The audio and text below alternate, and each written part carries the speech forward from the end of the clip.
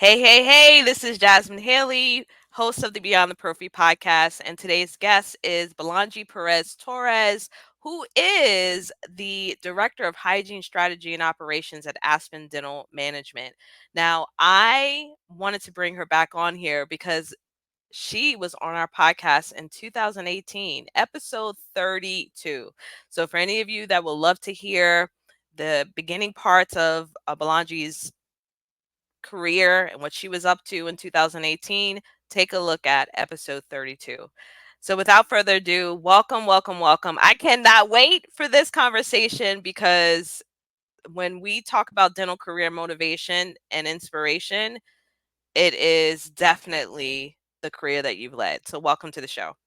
Oh, thank you, Jasmine. I'm so excited to be back here and hear that "Hey, hey, hey" intro. I love it. It's iconic. It's stuck for so many years. I love it. That's the first time I've heard that. That is actually super funny, but it is what I say every single time I start a podcast. Well, it's been incredible to kind of come back and check in on you. I've been gone for 5 years, and I when I came back and I was looking at some of the previous hosts, guests that we've had for the show, I said, "What?" So, let me just let everybody know this. And I haven't made it public just yet, but I am actually going to be taking on a part-time role working with Aspen. So I was going through the onboarding process, and guess whose beautiful face did I see? Bella. And I said, my gosh, this is incredible. Here I'm on my journey, tapping back into the clinical world, and my leader that's here at the place that I'm going to be employed is Bella. So we want to tap into your journey and what got you here. And I would love to know, what you've been up to for the last couple of years since we've met you in 2018. Let us know what has been a part of your own journey, your leadership journey. Oh, wow. Yes, absolutely. And I can't believe how much we've grown, as an individual in our own profession within since 2018. So I'm going to take a little step back here. I actually started my dental career back when I was an orthodontic dental assistant, and being with Mm. adolescents with horrendous hygiene is what piqued my interest to go to hygiene school. So I was fortunate enough to have one open up in my hometown, and it was convenient at that time. From also personally, I was a single mom and I was going through some major changes in my life and providing a better quality of life for my son. So it just sounded like the natural career progression from orthodontic dental assistant, already doing a lot of oral health education after school rush hour, to go to dental hygiene school. And so my first career as a dental hygienist was at Aspen Dental in Rome, New York, which is a small kind of city in the middle of New York State. So I'm very far away from New York City. I'm probably closer to Canada than I am to New York City. So it's a very different demographic, and even just like the local culture compared to everyone affiliates with New York City. Um, so working at Aspen Dental at that time was in 2011. I believe we had less than 400 dental practices, and our headquarters was um, stationed in Syracuse, New York, which is about 45 minutes from my office. One of the things that I really loved about Aspen Dental when I first joined is one, it had a lot of like the modern technology. Now, working with orthodontists, they have a little bit bigger budget and they always had the latest technology. So that was important for me, especially when I shadowed some local offices and still saw that they had conventional x-rays. That was like a deal breaker. So it's like, you don't have digital x-rays, I'm not working there. Plus, the personal package and benefit package, which is important for single parents to Mhm. also have. But it also was in the forefront of a lot of different technologies. It's constantly evolving and looking to see what's next. And that forward thinking mindset of the organization what has also drawn me to be part of it, part of the vision, and also the types of patients that they've really catered to. They really were specific with identifying who their core patient is and really designed a lot of their strategy and initiatives to really serve. those patients and the providers, because essentially the brand has two clients. If you think about it, they have the providers, right? You got to keep them Mhm. satisfied and happy so they can have meaningful, rewarding careers and grow within the organization, but also the patients to make sure we're making it convenient, accessible to them, and still providing that quality of care. So I loved their framework and the mindset. And as the organization grew, there was a leader, dental hygiene leader at the time. They only had really one hygiene manager who eventually got promoted to hygiene director, and she started to have hygiene coaches, and then that evolved into the hygiene support team at Aspen Dental. And so now our hygiene support team has grown to 45 team members with hygiene Wow. managers. Yeah, hygiene managers that provide more of that chair side, office level clinical support. And then above them are we have 9 hygiene directors that Mm. serves support through about 3 to 5 hygiene managers and work a lot with the practice owners on some of their strategies, kind of like a little bit longer term goals as well, so they can continue to grow their practice, their hygiene practice. And then above them, we have a vice president of hygiene operations, which is Cameron Jones. So it was phenomenal to see how the organization has really evolved in the industry, but Mhm. also how they value the talent and the skills of the dental hygienist and the value that they bring to the practice.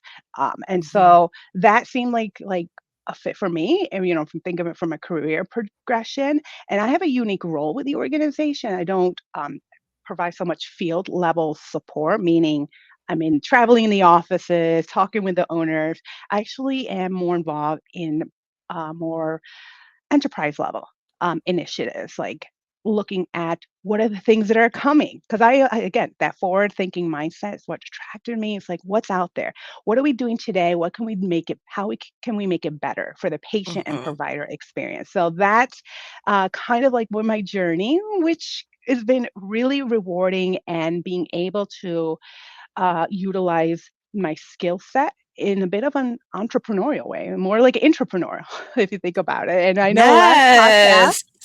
our last podcast, episode 32, I had an entrepreneurial mindset, launching a Mhm. hot cocoa beverage on Amazon, and you were an entrepreneur, so I would gravitate it to you. And I Mhm. love that about how much we've grown. And although I did not have much success on the entrepreneurial side, I still leverage that talent and that skill set in the entrepreneurial side. So, which Yes, had a yes. bigger budget than I do. So, You know what? I appreciate you for sharing that. And I really think that one gem that you just shared was the fact that we can leverage skills in clinical practice and the skills that we may have gained in entrepreneurship. It's a win win, regardless of, if you decide to pivot and move from that particular business model. And for those who are listening, have never heard the term entrepreneur, what it essentially means is that you're a full-time employee that is utilizing the entrepreneurial skills to be able to grow an organization. So the same skills that you would use to grow a business is being leveraged by companies like Aspen. So I would love to know, for you specifically, what were some of the shifts you needed to make in order to prepare for the role that you have? Because I feel like there's still some myths that need to be busted when it comes to DSOs. We're not going to get into that today because it is about your story, but I would love for others who may be listening who have like some inkling that they want to do more, but they're not quite sure what the personal development side is needed for them to even aspire to have a position like this one day. yeah, absolutely. One of the things, because our office was strategically located 45 minutes from our headquarters, I was a really big hand raiser for testing new initiatives, right? Being a champion of change, right? For me, I get kind of bored doing the same thing in that methodical approach, which is so part of our dental hygiene, um, daily practice is, continue, going through all these checklists. Did you complete it? I always liked was attracted more to the new and exciting things. And anytime there was something that needed to be tested and get user feedback, I was like, I'm involved. Tell me. I'll figure it out. We'll make it work, and I'll give you feedback, and so we can make it better before it gets rolled out. Now, anytime you're testing or even implementing something new in your practice, it's there's going to be some frustrations. First of all, we know we don't really have a lot of time in our schedule to kind of learn, and being prioritizing the time that's going to take to learn and apply some of these new things uh, can create some bottleneck in the schedule, and which nobody likes. Nobody likes to be behind schedule. But because I was intentional with my time and also really quick with my feedback and giving them some ideas to make it better, it created some exposure. And I think that's something that we don't do really well. Like we know what we're doing well, but are we exposing it to the right people who Mm. are like the decision makers, right? Who are involved.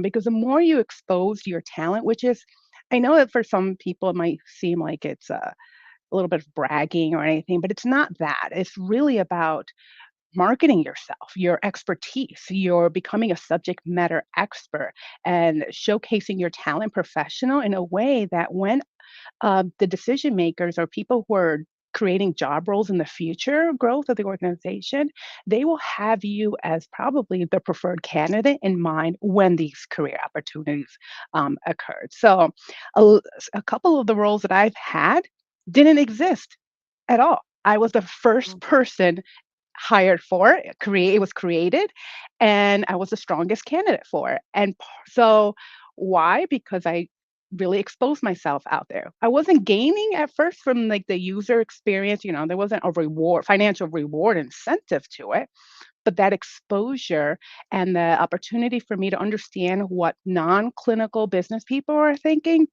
has been a bit of a lesson for me that you can't get from sometimes in, MBA programs. So, just really understanding that networking, that exposure, and being really the h- hand raisers for implementing change to help with the support of the organizations just gives anyone a competitive advantage in the marketplace.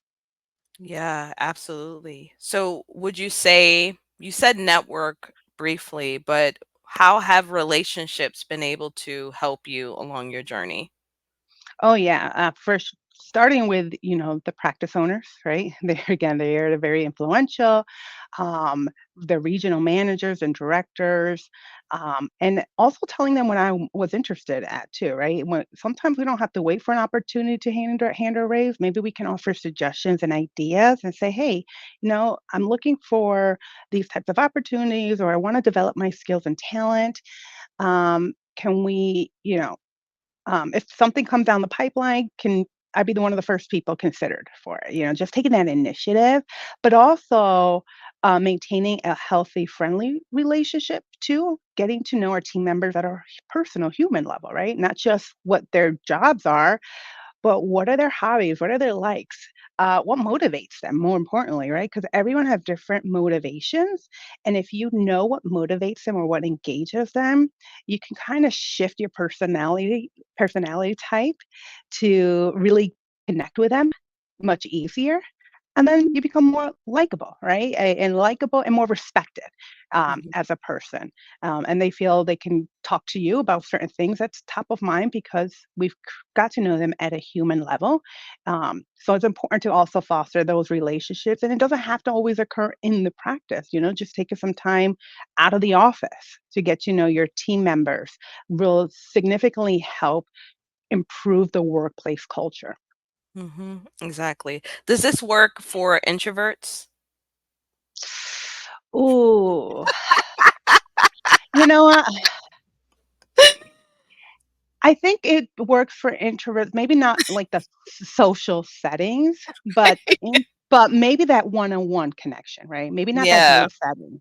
But introverts probably can connect with somebody more at that one-on-one level, just talking yeah. to them versus, so I think that might work for them. Just avoid the group event, but if you could say, "Hey, I'd like to take you out for a cup of coffee or just lunch, just you and I, so we could talk things about certain ideas." That I think introvert or more is more likely to kind of um, be open to and receptive to because there's more focus, and then plus it removes some of the distractions. I don't know when you have a Yeah. little bit more intimacy, people are tend to be more open.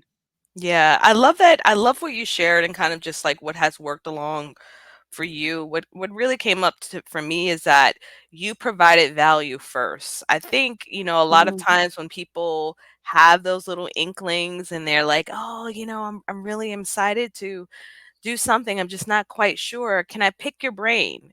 Can I pick your brain? Can I pick your brain? Can I pick your brain?" Like I've heard that so many times. And this is not to say for any of you to ever feel, for any of the listeners to feel like, well, man, no one wants to help me and no, I can't reach out. That's not what's being said. But if you notice just from Belangie's experience, Bella's experience, and many others who have been here, they've added value first.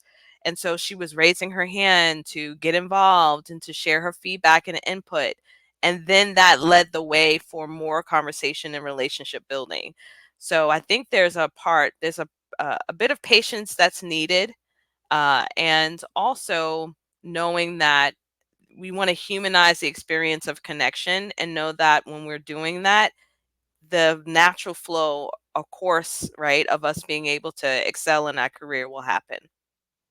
Yeah, and I think it's also important for everyone to look at, as hygienists, we're trained to assess problems, right? Dental problems. Yeah, But yeah, we yeah. can use that skill set to assess business problems, practice problems. And Mm. so when you think about how, marketing yourself and um, providing solutions, let's start with what problem are we trying to solve?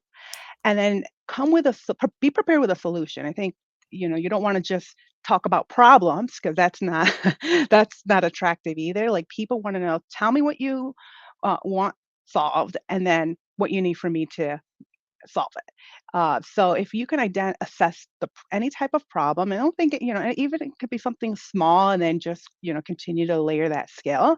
But we're trained with that framework, and we can leverage that. Okay, you diagnose the business problem. What's the solutions? Are there alternate solutions? What's the risk of not doing anything? Where's the gain? Mhm. And what's the outcomes of it? It's interesting that clinical mindset, we have it. Now we just have to change how we apply it when it comes to practice management or even personal business ventures. I love that. For you, as you are climbing the ladder in leadership, I would love to know specifically what kind of brand shifts that you need to make, because I think sometimes as clinicians, we often feel like, well, I'm not a brand. And no, but you are. You are brands. You do represent something, and people do look at that when they're thinking about whether or not to consider you for a promotion. So I would love to know what kind of shifts you needed to make for your own personal brand. Oh, yeah. So, especially in the era of digital social media, there's people watching, whether it's on LinkedIn, depending on that professional audience, or Mhm, even, Instagram, Facebook. And now there's a lot of big consumer audience in TikTok as well. People are looking for that quick advice. mhm. So, when I transitioned from hygienist to our hygiene manager, that was a full-time non-clinical role. And so from that aspect, I went changed and had a professional headshot. I wanted to make sure I had my accolades out there, but also be able to kind of track my value again, track my what I've contributed, whether it's in the organization or for non for profit too, because I'm also active with a professional association, and with results, my results there, which is a little different because we're so used to patient outcomes with our perio charting. Look at the numbers, look at the health. Business wants numbers results too. So you want to be able to track the impact that it's had. And so when I was in my hygiene management role for a few years, it's been a lot of organizational changes in my leadership. And so that created a little bit of a panic for me because it's like, okay, my leader's retiring. Mm. I've seen what happens with departments when, one of the OG leaders retire and they bring in someone external. There's a lot of organizational changes that happens. It's normal part of business. And, business as they grow, they do start to look for outside talent who's been able to manage global companies. So I was a bit of a career crisis for a period, for lack of better terms. And I said, okay, let me go back. I need to, again, market my value. So whoever this new leader comes knows the contributions I've had, because I have a unique role, so it's not in the field, but also be a partner, a strategic partner for this new leader, so we can continue with the visions and their vision too for the team. So again, I went for a headshot, but this headshot is different. When I went to meet with a photographer, I told him, listen, I want to be perceived as an executive leader. I want to be invited into the decision making rooms to share, plans and results, but I need to capture that in in a headshot. And I'm a big active on LinkedIn too, so I was getting a good following in LinkedIn. So I was like, okay, I need to kind of shift from the image of being a manager to like this executive leader, a healthcare leader, and I want to come off as I'm inspiring, because one of the feedbacks I've gotten a lot from just people in general, I asked them if there's one word you can choose to describe me, what would that word be? And many of them said you're inspirational. I'm like, okay, I never thought I was inspirational because maybe that's my normal personality, but what's normal to me, some other it's pretty like unique and talented for others. So I'm like, okay, so I Yeah. want to be an inspirational healthcare leader, capture that in a headshot. So we did a bunch of headshots. And one of the things he said, he was like, how important is it for you to smile on your photo? I was like, I'm in the teeth industry. I'm in the smile industry. I have to smile. Like I'm like, gotta show the pearly white teeth. He's like, Mhm. well, if you want to be perceived as an executive leaders by executive leaders, they tend to have a little bit more serious demeanor in their photos. And I'm like, you could smile, but do a little smirk, not the big, big, crest white smile teeth. I'm like, okay, I will do that. And then we went through some poses and, power poses. Some of them looks like I was going to be an attorney joining a law firm, but eventually narrowed down to my top 5 photos, and I shared them with some executive leaders that I have really personal connections with. And just to say, okay, out of the 5, just tell me what your top 2 is. And there was one photo that all 5 of them consistently ranked number 1, not knowing each other. And I was like, okay, this is the one. And it was a photo that I would have picked for myself, but clearly they understood my objectives because I made it clear what I wanted. And sometimes, I conflicted with my own thoughts. So it was good to have consistent answers across people that I really trusted for it. And so I rebranded my photo. I rebranded my LinkedIn completely. So if you look at my LinkedIn today and what it was when I was a hygiene manager, it's different. One of the things I did, which is different, is I dropped some of my credentials, right? I dropped saying that I'm an RDH or dental hygienist, at least at the top header part of LinkedIn. Why did I do that? Because I didn't want to attract dental hygiene careers. If I knew I want to be more a leader and a business partner in the dental hygiene profession, why would I continue to promote my dental hygiene credentials on the top and attract those job opportunities? And I think people may not know this, but LinkedIn and a lot of the you leverage search engine optimizations, right? Which means Yes. keywords. And which is why when you Google, like, you didn't even finish what you were Googling, and Google knows what you want because of Yes. the search engine optimization. LinkedIn's the same thing. So what you tag on the top, those keywords are going to start funneling some opportunities Yep. for you. So Yep. so I don't think people know that, and it's important to really be thoughtful what keywords you put in your LinkedIn header description, in your official name and title, because that's how it's going to promote you and expose you to a lot of opportunities. Yes. Yes. Listen, I hope y'all rewind that, listen back to back to it a couple of times, okay? Because that is some serious gems. And if you don't have a LinkedIn profile, I'm going to highly recommend that you get one. Make sure you connect with Bella, make sure you connect with me and Beyond the Prophy, because your network is your net worth when you are Hmm. really trying to uplevel your career, whether clinical or not, you know? And there was something that you had said earlier, which I think is important for folks to know, is that people, everybody's watching. Hmm. Everybody's watching. They may not comment on everything, like everything, but they are observing you. And I've had people who I've partnered with, corporations that I've partnered with as a KOL. One of the first things they said, "Oh, I've been listening to your podcast for some time. I've been watching you for some time." And I'm like, "Ah, oh my goodness, what did I say? Hopefully I wasn't too crazy." But they do, and I think that is so important for everyone to keep that in mind as they're growing in their career.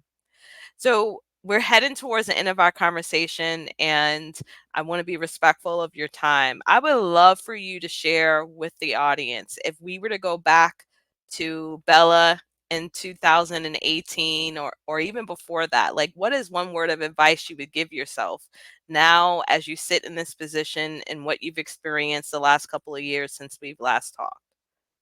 One word of advice? Uh, can we merge power networking?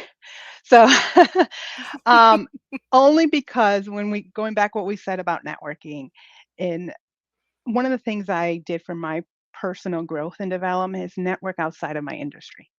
I wanted to learn what leaders are doing outside of dental, because I think dental is like its own little world and it could be a little bit limiting.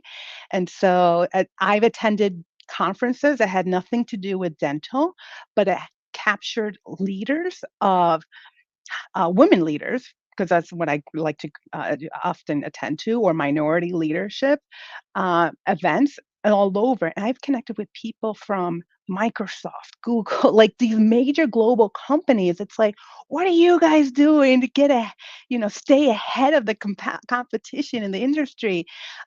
Following my medical professionals, right? We know medical professionals tend to adopt modern practices and technology much faster than the dental. So I say power network, you know, try to be open to really understand other people's perspectives and their opinion, and ask them, what's one thing that helped them be successful. And you can learn so much from power networking and meeting people that you probably wouldn't have now normally connected to. So there's always going to be lessons. It doesn't mean you have to agree with them, but everyone has a story. Everyone has lessons that they've learned in the good and bad, and then that can help shape your character, your personality, for the next phase of your life. So I like to call myself, I'm a 4.0 era. I'm Belangie 4.0, which is um, which is like, what software does. They tend to have versions. So I'm in my 4.0 version, and Oh, I'm I love that. hoping, yeah. So I'm hoping that as you look at your last decades, your milestone decades, what did you gain? What did you learn? What's your strengths and weaknesses, and who do you need to go to or network to evolve for the next better version of yourself? That was so good. Okay, I got one more question. I thought I got one. No, no, no, I got one more. Um, I would love to know. I have a client and friend who has this beautiful podcast. Shout out to her. It's called Elevating La Cultura, and she talks about elevating the culture for people who have Latin heritage. And Mm. I would love to know for you, um, elements of your culture and other things that have helped you be able to get to where you're at as a Latin woman? Because I think that is also super inspirational because you don't often see leaders that look like you who have full, vibrant names like you. So I would just love just a quick overview of like what that has meant for others and how that has like led you to where you're at. Oh, I think we may need a whole nother podcast dedicated to that because let me tell you, where I'm at today is not where I was 20 years ago. And Mm. I live in central New York. So mm, I'm very underrepresented. And I came here because of the military. And when the military left, I have part of the, Puerto Rican culture. My parents were really, especially my mom, very proud.